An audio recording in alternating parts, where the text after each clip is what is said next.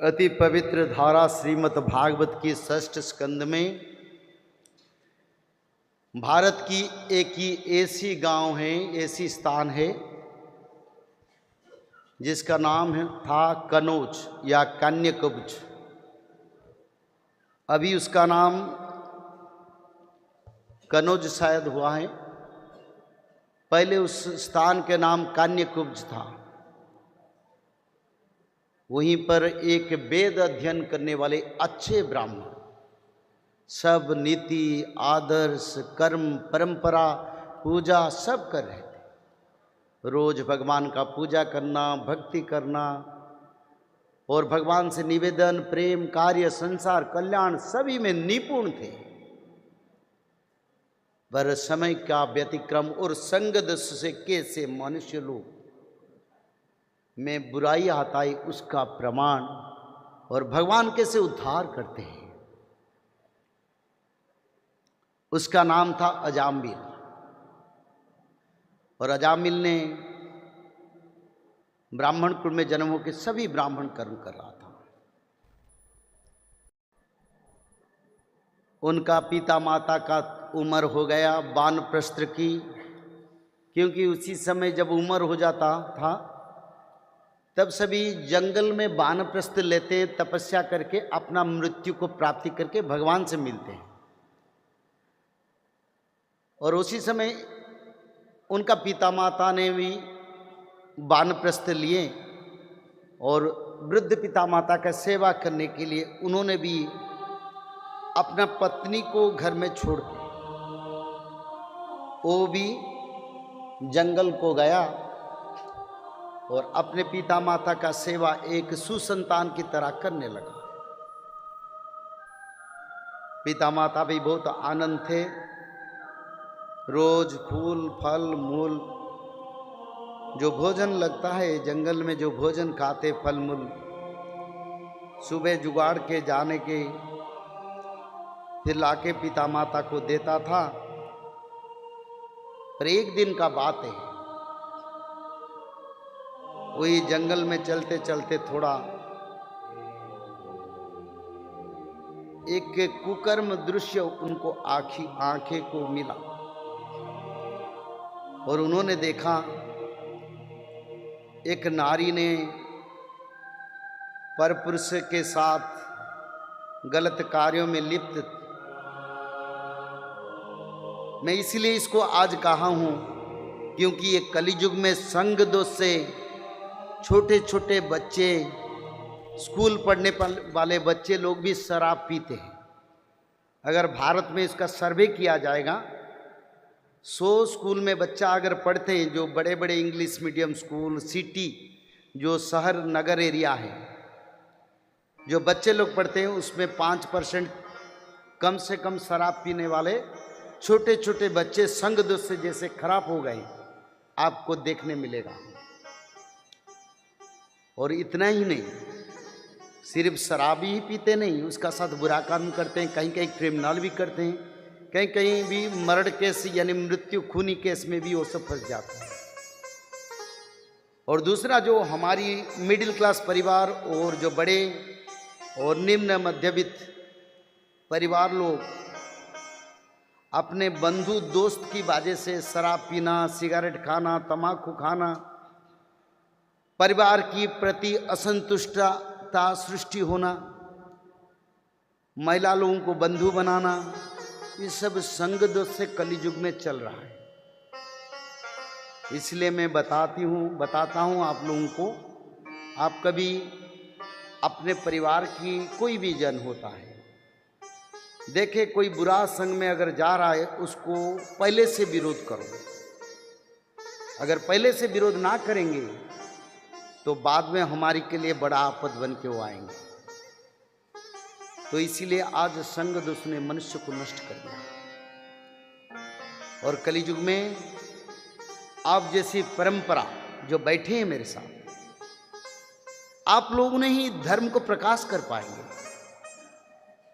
क्योंकि समय आ रहा है बड़ा बीमारी आएगा और बीमारी में आपकी बंधु परिजन, गांव के लोग उसमें विनाश होंगे। पर उसी समय आप लोगों का बीमारी भला होगा पर मृत्यु नहीं होगा, क्योंकि त्रिकाल संध्या, श्रीमद् भागवत पठन, माधव नाम भजन जो लोग करते हैं उनके लिए बीमारी पीछे जाएगा। बोलो प्रेम से आंदे कबार हरी हरी। क्योंकि हमने कोरोना के समय में ऐसा देखा, बड़े बड़े 80 साल के जो बुजुर्ग लोग जिनको कोरोना हुआ, जो हमारी धारा में कुछ ही दिन से मिले थे, 1 महीने तक वेंटिलेटर में रहे, फिर भी मृत्यु नहीं हुआ, फिर आए, अभी भी हैं वो लोग, पर उनकी परिवार के सारे लोग गवा गए, मर गए, पर उन लोग यानी यंग लोग चल गए, पर ये वृद्ध लोग बच गए, क्योंकि ये त्रिसंध्या और त्रिकाल संध्या का इतना शक्तिशाली धारा है। तो अजामिल ने जो परिवेश देखा, उस परिवेश से उनका जो भक्ति भाव, प्रेम, समर्पण भगवान के प्रति, पिता माता का प्रति, वो फिर कामना से परिवर्तन हो गया और अजामिल से वही नारी का पास रह गया। अपने पत्नी को तो पहले छोड़ के आया था और पिता माता को भी छोड़ दिया। उनकी पिता माता के बारे में और कुछ नहीं लिखा, क्योंकि उनको तो कोई भोजन नहीं देगा, बुढ़ापा हो गया था, और दुख कष्ट से शायद उनका भगवान को भजते भजते उनका भी मृत्यु हो गया। पर अजामिल ने क्या किया, उन नारी का साथ समय गुजारा, उनको खुशी करने के लिए चोरी, डकैती, लुंठन, खून जैसा कई कर्म करने लगा और ब्राह्मण से असुर बन गया। पर उनका ऐसे समय आया जिस समय उसका बुढ़ापा आ गया, और बुढ़ापा आने से वो गांव को चल गया फिर, और उनका जितने पुत्र थे, उनका अंतिम पुत्र का नाम था नारायण। नारायणं तनु त्यागे श्रीधरम प्रिया संगमे दुस्वप्ने स्मर गोविंदम संकटे मधुसूदन कानने नरसिंहश्च पावके जलसायिन जल मध्य वराहंच गमने वामनश्चैव पर्वते रघुनंदन सकल कार्ये सुमाधव। यानी संसार के सबसे बड़े नाम माधव।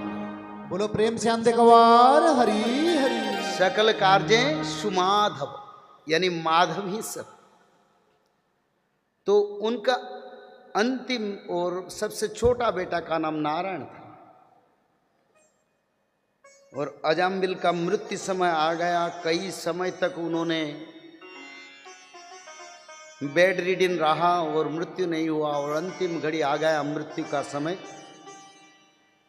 तो अजामिल देख रहा है, जमदूत आके उनको चतुर्पार्श्व में घेर गए, और जम देवता का जो पास है जिसमें बांधते हैं, उसको उसमें कस के बांध लिए।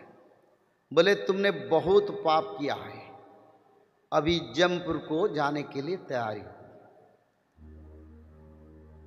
तब पर जब उनको आके वही जमदूतों ने बांधा, तब दुख से, कष्ट से, कातर से अपना बेटा नारायण को बोला मेरे को बांध लेते हैं, मेरे को ले जाएंगे, तू ले जा नारायण मेरे को, बस इतना बोल दिया। मैं इसलिए इसको इस विषय रखा है, क्योंकि नारायण नाम अगर मृत्यु के समय किसी का मुंह में आता है तो उनको वैकुंठ प्राप्ति होता है।